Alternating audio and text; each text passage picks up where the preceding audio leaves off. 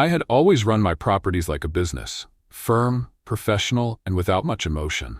Owning several apartment buildings across the city, I prided myself on keeping everything running smoothly. If tenants didn't pay, they had to go. It was as simple as that. That's why when I saw that apartment 4B was 3 months behind on rent, I didn't hesitate. I had given enough warnings, sent enough notices. Today, I was going there myself to hand over the final eviction notice. As I walked through the aging building, I barely noticed the peeling paint on the walls or the flickering hallway light. My mind was focused on getting this over with. No one liked evictions, but business was business. When I reached the door, I knocked firmly. A few moments passed before it opened slightly, revealing a young woman, no older than her late 20s, peering out. She had tired eyes, dark circles beneath them, and her face was pale. "Mr. Collins?" she said softly, as if she already knew why I was here. "Miss Parker," I replied, holding out the letter. "I'm sorry, but you're 3 months behind. I have no choice but to." Before I could finish, a faint sound interrupted me. A small, weak cough. My eyes shifted past her to see a little girl curled up on the worn-out couch, a blanket wrapped tightly around her. Her face was flushed, and she looked so fragile, as if the smallest breeze could carry her away. Miss Parker followed my gaze and swallowed hard. "Please, Mr. Collins, just give me a little more time," she whispered. "I'm trying. I really am." Something in her voice made me pause. I had been ready to leave, to tell her there were no exceptions, but in that moment, I knew I couldn't just walk away. I had to hear her story. I hesitated at the doorway, feeling the tight grip of the eviction notice in my hand, almost as if it had grown heavier with each step I took. I had done this so many times before, walking into apartments, delivering the cold, impersonal news, and walking away without ever giving it a second thought. It was always just business. But now, standing in front of this door, something felt different. A sense of uncertainty, an unfamiliar tug in my chest, pulled me into the moment.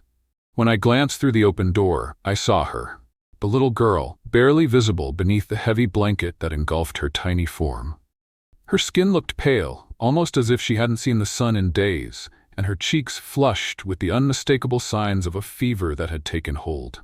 A weak, soft cough escaped her lips, her fragile body shifting under the blanket, as if even that small movement took too much of her energy. I couldn't tear my gaze away. She was so small, so delicate, a child who should be running, playing, without a care in the world. Instead, she was lying there, wrapped in the cocoon of a blanket, sick and alone with her mother, as if the weight of the world had been placed on both their shoulders. And then Miss Parker stepped forward, her voice barely above a whisper. "Please, Mr. Collins," she pleaded, her voice trembling like a leaf in the wind. "I just need more time. I lost my job a few months ago, and then Emma got sick." She glanced back at her daughter, the depth of pain in her eyes clear, before she turned to face me again. There was something in her expression I couldn't place. Something between desperation and shame. A silent cry for help that she didn't have the strength to voice fully. My mind raced, but I kept my voice steady. "Why didn't you call me sooner?" I asked, my words sharper than I intended.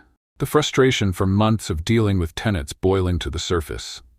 It wasn't meant to be a question that blamed her, but in that moment, it came out that way. Her eyes dropped to the floor, her fingers twisting nervously together in her lap, like she was trying to hold herself together just enough to speak. I thought I could fix it. I tried. I worked extra shifts at a diner, but it wasn't enough. And then Emma's hospital visits, I had to choose between her medicine and paying the rent. Her voice faltered on the last word, and she quickly wiped at her eyes, but the tears were already starting to fall, tracing the tracks of exhaustion on her face. I felt my heart tighten, and in that moment, the eviction notice in my hand seemed to weigh more than any document I had ever held. This wasn't just another tenant behind on payments. It was a mother who was struggling to do everything she could to protect her sick child. And I had been ready to throw them out on the street without a second thought. Her words echoed in my mind, each one a painful reminder of the choices she was being forced to make. How could anyone expect someone to choose between paying rent and keeping their child alive? It wasn't fair. I let out a slow breath, glancing down at the paper in my hand. It felt like a weight, an anchor that was tethering me to the cold rules of business, when what I needed to do was let go and listen. "I'm sorry, Miss Parker," I muttered, suddenly unsure of what to do. I had come here to be firm, to stick to the rules that had governed my life for so long. But now, standing in this worn-down apartment, seeing a mother so desperately holding on to the last thread of hope for her daughter, I realized that maybe, just this once, I needed to break those rules. Maybe this was a situation where understanding was more important than cold professionalism. I stood there, rooted to the spot, feeling as though the world around me had slowed down. My instincts told me to stay calm, to be firm, to hold on to the paper and walk out as I had so many times before. But this time, the choice felt different. The weight of the eviction notice in my hand was like an anchor, holding me back, reminding me of the line I had always drawn between business and personal life. Miss Parker seemed to sense my hesitation. She took a breath, her body trembling slightly, and her voice cracked as she spoke again, barely audible. "I know I'm behind. I don't want to make excuses," she whispered, her eyes pleading. "But I don't know what else to do. Emma's condition, it's getting worse, and I'm scared." There was no mistaking it, the raw, unfiltered fear in her voice. Every parent's greatest fear was right there in front of me. A mother terrified that she couldn't protect her own child, that no matter how hard she fought, she couldn't keep her daughter safe. It was a fear I had never known. Not like this. I turned my eyes back to Emma, who was still lying there, too weak to even lift her head. She was so small, so fragile. Each breath she took seemed to be a battle. Her little body trembled under the blanket, as if the weight of the world was on her shoulders too. I felt a pang in my chest, a wave of guilt washing over me. How many times had I gone through this process without thinking of the stories behind the faces? How many times had I enforced the rules without ever understanding the pain that led to them? "Can you tell me what's going on with her?" I found myself asking, my voice quiet, almost unsure. I didn't know why I asked, but something in me, something deep inside, needed to understand. Miss Parker wiped her eyes again, taking a deep breath to steady herself, her hands trembling. "Emma's been sick for a while. She has a condition that affects her lungs. She needs constant treatment, but the insurance won't cover everything, and the bills just keep stacking up. I've been working double shifts trying to make up the difference, but it's just not enough." I nodded slowly, trying to process everything she was saying. It was hard to imagine how she'd balanced the fear of losing her child with the pressure of keeping a roof over their heads. It was hard to imagine how she carried the weight of both without breaking. "I've tried applying for help," she continued, her voice cracking. "But the wait lists are so long. By the time they help, I'm afraid it'll be too late." I could see the exhaustion in her eyes, the kind that went beyond sleepless nights or overworked days. This wasn't just fatigue, it was the kind of exhaustion that comes when your heart is torn between two impossible choices, when you're fighting an uphill battle and wondering if you'll ever reach the top. I opened my mouth to offer words of comfort, but nothing came. Instead, I found myself asking, "Have you thought about asking for an extension on your rent? Maybe I can help with that." She looked at me, disbelief flooding her face. "You'd help me?" I nodded slowly, feeling the heavy weight of the decision settle in. "I don't know if it'll fix everything, but it's a start. You're doing everything you can for Emma. Let me do something for you."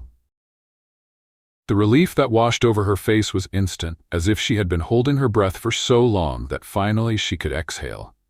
"Thank you," she whispered, the tears welling up again, and I could see the overwhelming gratitude in her eyes. In that moment, I realized something. Sometimes what people need most isn't the perfect solution, isn't a handout or a fix to all their problems. Sometimes it's simply understanding, compassion. It's knowing that someone else sees your struggle, that someone else is willing to share the burden, even if just for a moment. And in that instant, I knew that I couldn't just walk away. I couldn't forget them. I had to do more. I wasn't just going to hand her an extension on rent and leave. I had to make sure they weren't alone in this. As I sat there, I couldn't stop thinking about what Miss Parker had said. Her words echoed in my mind. "I'm scared." I could feel that fear, that helplessness in her voice. No one should have to choose between keeping a roof over their head and saving their child's life. I glanced once more at Emma, still curled up on the couch, her small chest rising and falling with a labored breath. She had no idea how much her mother was fighting for her, and I realized how much courage it took for Miss Parker to keep going despite everything. "How long has she been like this?" I asked, my voice softer now, as if the gravity of the situation had sunk in deeper. "About 6 months, Miss Parker replied, "but it's been harder these past few weeks.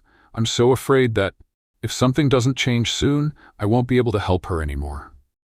I wanted to offer her more than just words. I had the power to help, more than I had ever realized. And in that moment, something inside me shifted.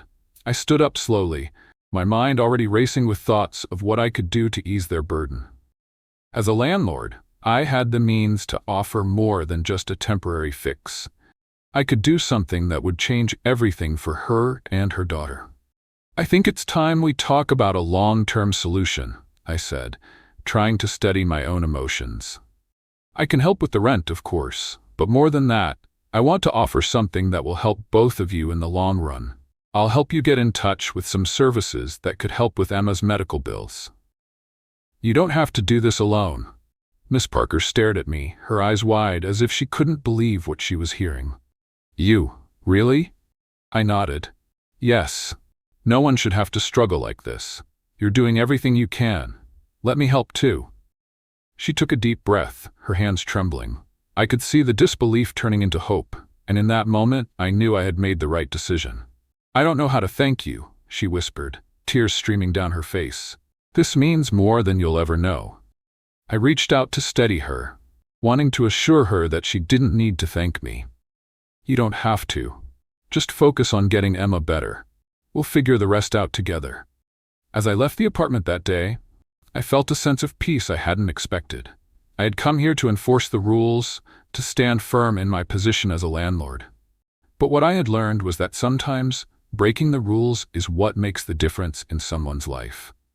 And in that moment, I realized that my role as a landlord wasn't just about collecting rent. It was about being a part of the community, about making sure that the people in my buildings felt supported, especially when life was hard. I couldn't fix everything for Miss Parker and her daughter, but I could help them take one less thing off their shoulders. And maybe, just maybe, that small act of kindness would be the start of something bigger. Hey there, I really hope you enjoyed the story and found it meaningful. If you did, please take a moment to subscribe to the channel so you never miss out on more emotional and impactful content like this. If you liked it, hit the like button to show your support, and don't forget to leave a comment below. I'd love to hear your thoughts and connect with you. Feel free to share this video with friends or family who might need to hear this story too. Your support means the world to me. Thanks for watching.